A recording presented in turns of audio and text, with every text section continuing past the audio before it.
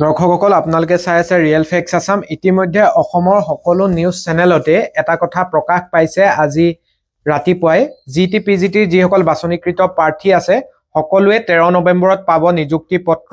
ইতিমধ্যে যোৱাকালি আমি ৰাতি এটা ভিডিঅ' দিছিলোঁ আৰু আমি জনাইছিলোঁ যে মিড নৱেম্বৰৰ ভিতৰতে যোৱাকালি আমাক বিভিন্নজনে প্ৰাৰ্থীয়ে যেতিয়া সুধি আছিলে যে কেতিয়াকৈ নিযুক্তি হ'ব, তেওঁলোকক আমি ইনবক্সত বা তেওঁলোকক বিভিন্ন ছ'চিয়েল মাধ্যমত যেতিয়া আমাক সুধি আছিলে আমি কৈছিলোঁ যে নৱেম্বৰৰ মিডলতে আপোনালোকৰ নিযুক্তি পত্ৰ দিয়া হ'ব আৰু 13 নৱেম্বৰ ডেটটো লোৱা হৈছে।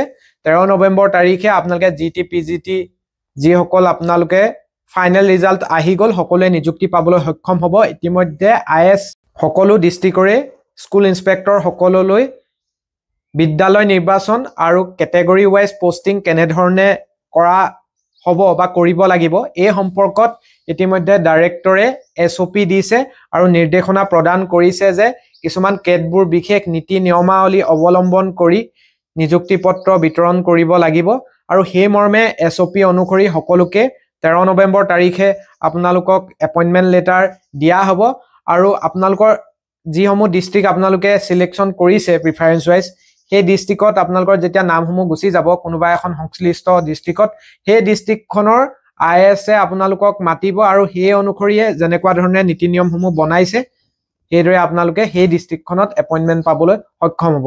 আগৰবাৰত আমি দেখিছিলোঁ যে জিটিপিজিটি টিচাৰৰ ক্ষেত্ৰত স্কুল সিলেকশ্যন কৰিবলৈ দিয়া হৈছিল। এইবাৰো হয়তো ডিষ্ট্ৰিক্ট ৱাইজ প্ৰাৰ্থীসকলক মাতি মেৰিট ৱাইজ আপোনালোকৰ যিখন স্কুলত লাগে সেইমতে হয়তো নিযুক্তি দিবলৈ দিয়া হ'ব। এই সম্পৰ্কত আমি যেতিয়া SOPখন পাই যাম তেতিয়া আপোনালোকক ভালকৈ স্পষ্টকৈ জনাব পাৰিম।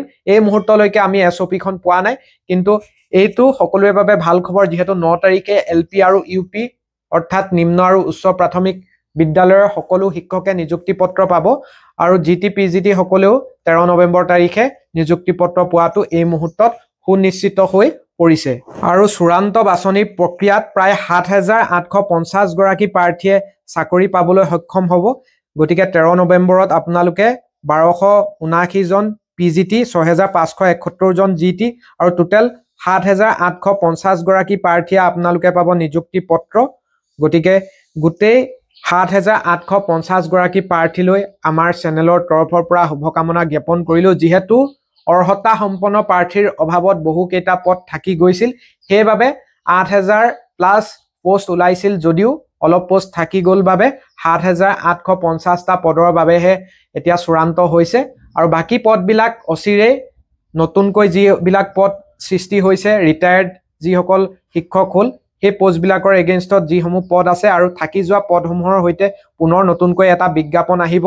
গতিকে জিটিপিজিটি ৰিক্ৰুইটমেণ্ট পুনৰ অনুষ্ঠিত হোৱাৰ সম্ভাৱনাও যথেষ্ট আছে, যিটো আমি আগৰ পৰাই কৈ আছোঁ।